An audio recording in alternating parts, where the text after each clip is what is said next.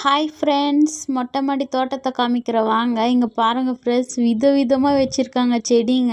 இந்த செடிகளை பாதி பேர் எனக்கு என்ன செடி என்ன அப்படின்ட்டு எனக்கு எதுவுமே தெரியல. புதுசு புதுசாக வச்சுருக்காங்க. உங்களுக்கும் காமிக்கிற வாங்க ஃப்ரெண்ட்ஸ். இங்கே பார்த்தீங்களா, இதில் என்னன்னு தெரியல.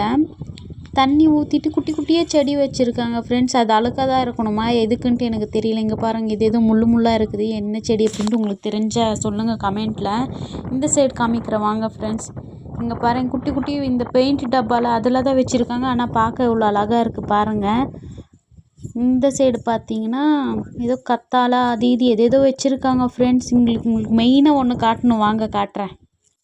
அப்புறம் இது என்ன செடின்னே தெரியல ஃப்ரெண்ட்ஸ். ஏதோ பாருங்கள், இது என்ன செடி அப்படின்னு உங்களுக்கு தெரிஞ்ச கமெண்ட்டில் சொல்லுங்கள். ஏதோ இது என் ட்ராகன் ஃப்ரூட் மாதிரி தான் நினைக்கிறேன். ஆனால் எனக்கு தெரியல, உங்களுக்கு தெரிஞ்சால் சொல்லுங்கள். இந்த சைடு பார்த்தீங்கன்னா கொத்து கொத்த திராட்சை ஃப்ரெண்ட்ஸ்.